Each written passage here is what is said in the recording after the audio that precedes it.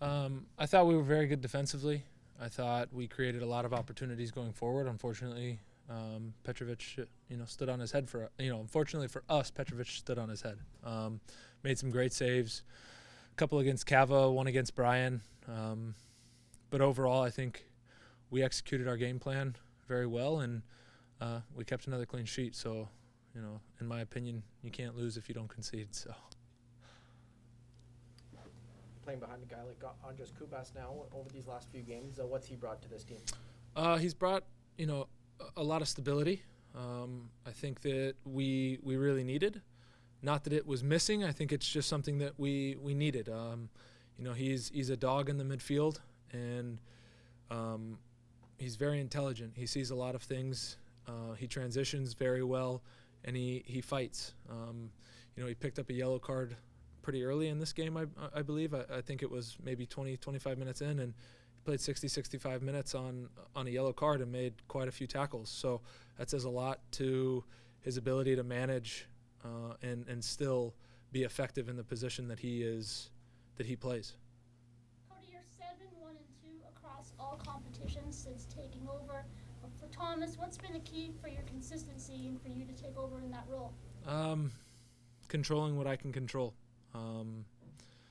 Mentally, physically, emotionally, I can only do what I can do. I don't try and be anything that I'm not. I try and help the players be who they are and be the best versions of themselves that they can be. And I think collectively right now we're all on the same page. We're as a defensive unit, as a team, as an 11 or a 16 on game day. As a 20 in the locker room, we're very connected right now, and I think at the end of the day we are executing on all fronts. We're managing our training loads. We're working together on the field. We're spending time together off of the field. For me, it's controlling what I can control and being the best version of myself each and every day. Cody, speaking of things that you can control, your distribution this year has been outstanding. Is that something that you work on? Just spring the ball upfield and giving your team a chance to just break out? Well, I think we are playing to our strengths right now. Obviously, we look to play. Vanny wants us to play. I think, unfortunately, I know today was very difficult for us to play because of the way that they set up their press.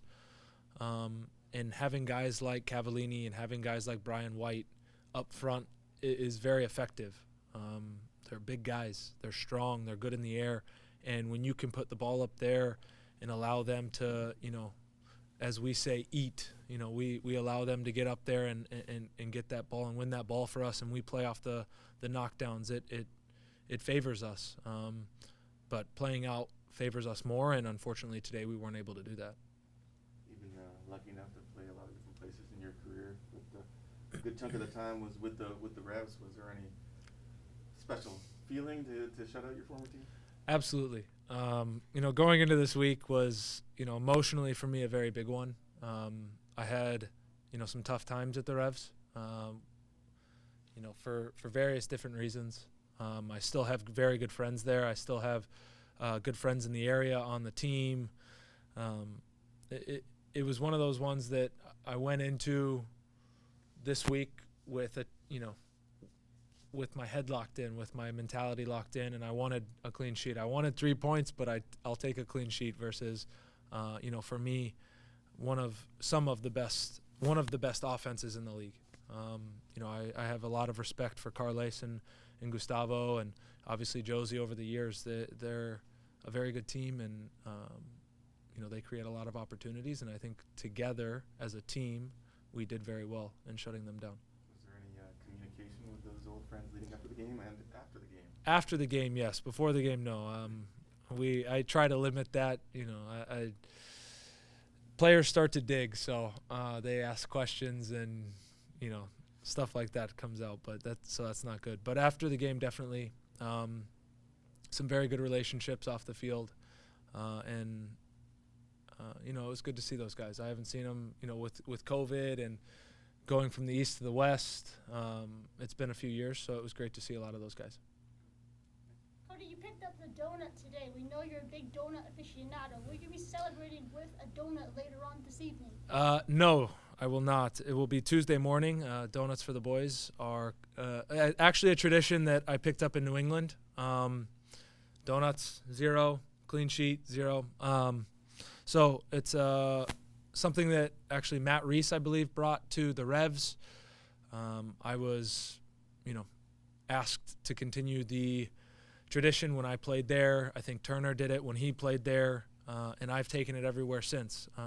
So starting after the Toronto game when Thomas got injured and I came in and we together kept a clean sheet, we started that tradition, and it's been the same way since the last 9 games. So I will be buying donuts Tuesday morning before training. Your favorite donut? Oh, it depends. Voodoo donuts in Portland or actually in Houston are good.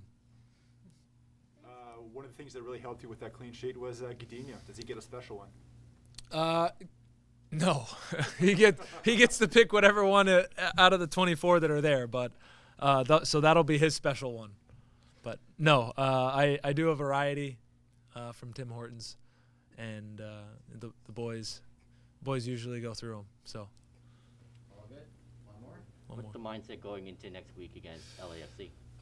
Right now, I think the mindset is to decompress, and we, reconvene on Tuesday. Obviously, LAFC is a very good opponent. They are going out, signing big players. They are starting to find their stride. I believe they won 2-0 today against New York at home. They're a very good team. They're electric, and we have a lot of respect for them. But at the same time, our mentality is that we can beat them, and we play them here at home, and our belief is that we can beat any team here at BC Place.